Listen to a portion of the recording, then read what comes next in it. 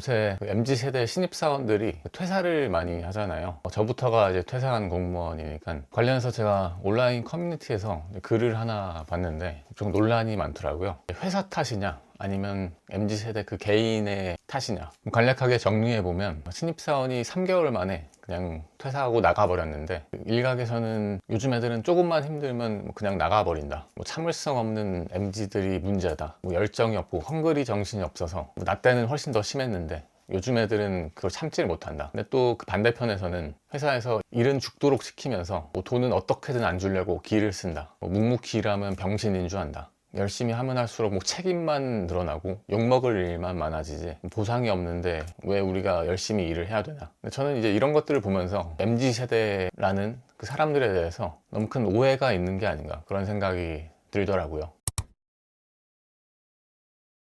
그러니까 요즘에 퇴사라든가 이직 같은 것처럼 뭔가 그 직장 밖에서 새로운 활로를 찾으려는 사람들이 많은데, 그런 사람들에 대해서 너무 나약하다던가 열정이 없다던가 그런 식으로 말하는 게 상당히 큰 오해라는 거죠. 저도 이제 공무원으로 일하다가 퇴사한 지 2년 반 된 경우인데, 물론 이제 제가 만으로 34살인데 MZ라고 할 수 있는지는 모르겠네요. 약간 늙은 MZ라고 해야 되나? 아무튼 그 퇴사할 당시에는 MZ였던 건 맞습니다. 제가 31살 때 퇴사했거든요. 그 만으로. 근데 제가 봤을 때는 저도 그렇고 우리 세대 사람들이 왜 그렇게 퇴사나 이직 같은 거를 많이 하게 되는지 생각해보면, 그저 나약하거나 참을성이 없거나 또는 너무 이기적이라서 조직은 나 몰라라 하고 나 혼자만 편하게 꿀 빨면서 살려고 그냥 현실 도피를 하는 거다. 그게 전혀 아니라는 거죠. 그게 아니라 우리는 지극히 당연하게 반응을 하고 있는 거다. 그저 정당한 노력에 대해서 그 정당한 보상을 받고 싶은 너무나 당연하고 인간적인 심리라고 생각해요. 내가 100만큼 노력했으면 100까지는 아니더라도 최소한 70, 80 정도는 보상이 돌아오기를 바라는 게 당연한 인간 심리인데, 지금 처한 환경을 잘 보면 내가 100을 했음에도 불구하고 70, 80은커녕 50도 안 되는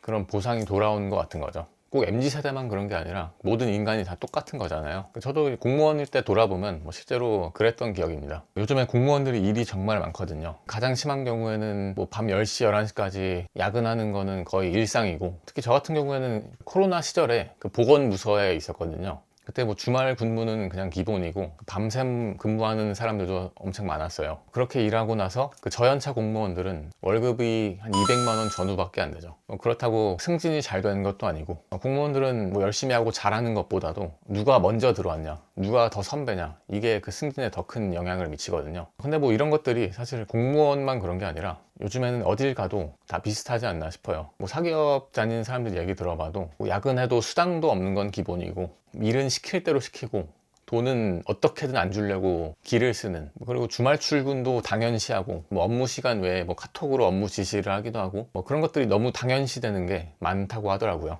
여기에 대해서 거부하면 나 때는 안 그랬는데, 나 때는 더 심했는데 요즘 것들은 열정이 없다, 참을성이 없다, 이런 식으로 나오니까 우리 세대 입장에서는 억울하기도 하고 좌절하게 되기도 하는 그런 현상인 것 같습니다. 묵묵히 일하면 병신인 줄 안다. 그러니까 이런 것들이, 나는 100을 하는데도 불구하고 70, 80은커녕 20, 30도 보상이 주어지지 않는 그런 식으로 느끼는 사람들이 점점 많아지면서, 사람들이 전반적으로 회사에 기대기보다는 소위 각자 도생이라고 하죠. 알아서 자기 살 찾아 나서는 그런 일들이 많아지는 게 아닌가 생각이 들어요. 이 지점에서 또 중요한 게, 사람들이 바라는 보상이라는 게 반드시 돈에만 국한되는 건 또 아닌 것 같습니다. 물론 금전적인 보상도 중요한데, 저는 그거보다도 사람들이 더 원하는 게 있다고 봐요. 한 조직의 구성원으로서 일을 하면서 그 사람으로서 존중받고 싶은 거죠. 그 심리학에서 봐도 사람이란 게 항상 생존이라든가 그렇게 동물적인 본능만 추구하는 게 아니잖아요. 그런 걸 넘어서 그 존엄성이 있는 그 존재로서 존중받는 걸 원하는 거고, 그리고 또 한편으로는 의미 있는 일을 하면서 내가 한 명의 사람으로서 성장하고 발전해 나간다는 그런 자기 효능감도 상당히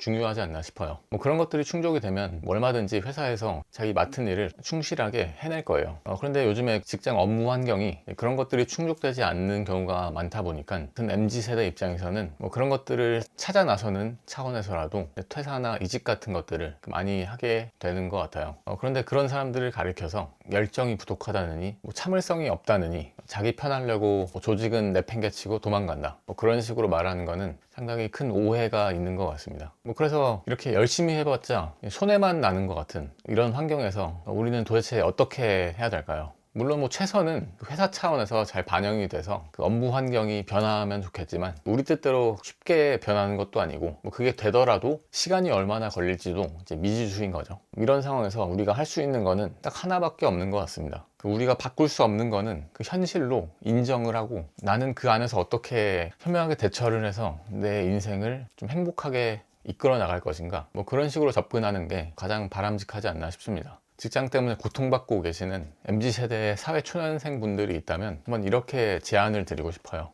회사라는 거에 너무 내 삶의 많은 부분을 맡겨버리려고 하지 말자. 생각을 완전히 전환하는 거죠. 어릴 때부터 뭐 좋은 직장만 얻으면 인생 탄탄대로 풀린다, 직장이 전부다, 뭐 이런 말들을 많이 들으면서 자라왔다 보니까 무슨 직장이 인생의 전부인 것 마냥 약간 세뇌되다시피 생각하게 되는 게 많은 것 같습니다. 그러다 보니까 그 회사라는 거에 너무 지나치게 맡기게 되는 거죠. 회사가 내 생계도 책임져 줘야 되고 뭐 내 성장도 책임져 줘야 되고 내 인간관계까지, 심지어는 내 존재 가치마저도 회사에서 찾는 거죠. 그래서 우리가 회사 직함이라던가 뭐 어디 파트장, 무슨 주임, 무슨 팀장, 뭐 이런 직함처럼 회사에서 제공하는 그 명함이 없으면 자기소개하기도 힘든 게 우리의 현실이잖아요. 뭐 그러다 보니까 뭔가 회사에서 내 뜻대로 잘 안 되거나 회사에서 내 가치를 확인하지 못하면 내 삶 전체가 흔들리는 결과가 초래되는 거죠. 그러니까 그런 것들을 완전히 전환해서 회사가 내 전부가 아니다, 회사라는 건 내 삶의 극히 일부를 차지할 뿐이다, 뭐 내 인생에는 뭐 취미도 있을 수 있고 가족도 있을 수 있고 뭐 그런 것처럼 회사라는 것도 내 인생의 뭐 수많은 요소 중에서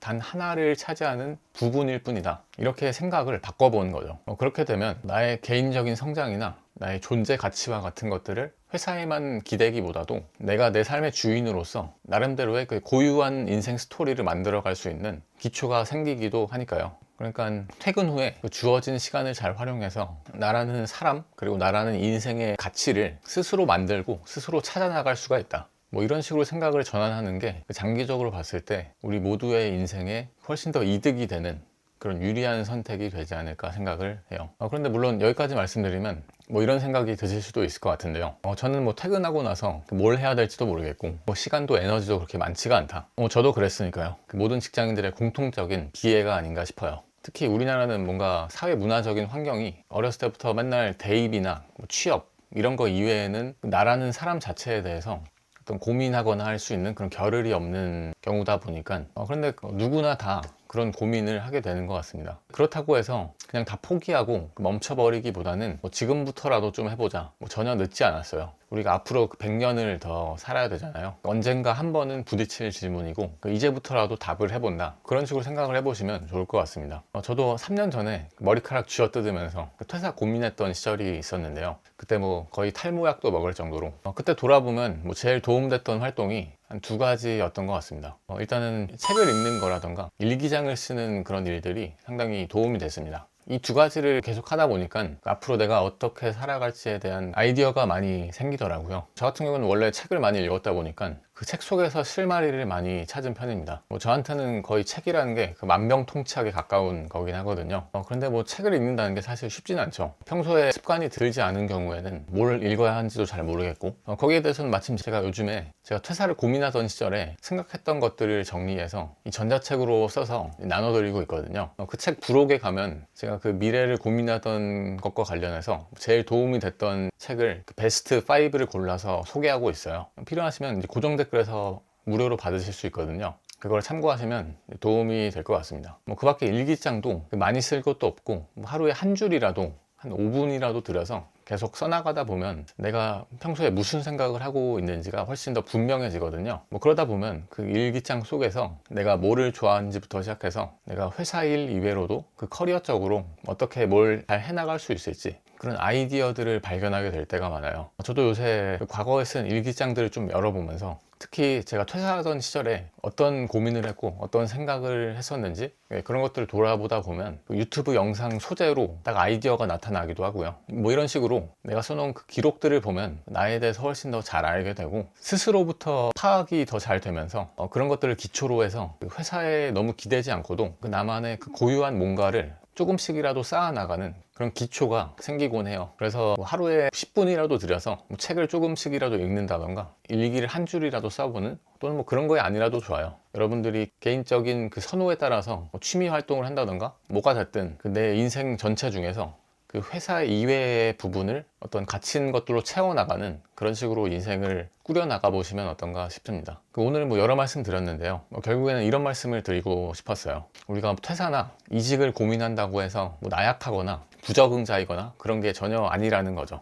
회사에 뭐 인생 바쳐서 시간과 에너지를 쏟아부었는데 보상은커녕 무슨 손해만 나는 그런 환경이라면 이거는 뭐 MZ 세대의 문제가 아니죠. 뭐 사람이라면 누구나 나의 행복을 위해서 뭐 퇴사든 이직이든 간에 뭐 생각을 할 수밖에 없는 거니까요. 다른 사람들은 다 멋지는데 뭐 나만 유난 떤 건가? 나만 잘못된 건가? 뭐 그런 생각은 하실 필요가 없습니다. 물론 그렇다고 해서 준비도 없이 뭐 함부로 퇴사하거나 무모한 도전을 하는 거는 뭐 전혀 추천드리지 않고요. 제가 또 퇴사한 지 2년이 넘은 산 증인이잖아요. 퇴사 후의 삶이 어떤지는 뭐랄까요, 상상을 초월한다고 보시면 되거든요. 이건 뭐 지금 구체적으로 말씀드리면 영상이 너무 길어지니까 뭐 거기까지만 말씀드리고, 정리하면 오늘 드리고 싶은 말씀은 딱 두 가지예요. 첫 번째로, 회사에 내 삶에 너무 많은 거를 맡기려고만 하지 말자. 그리고 두 번째로, 퇴근 후에 그 회사 밖에서도 뭔가 내가 내 삶의 주인으로서 주체적으로 할 수 있는 그 아주 작은 것들을 좀 시작해보자. 책을 한 페이지 읽는 거든 일기장을 한 줄을 쓰는 거든 여러분들을 훨씬 더 행복하게 만들 수 있는 뭐 취미 활동을 하든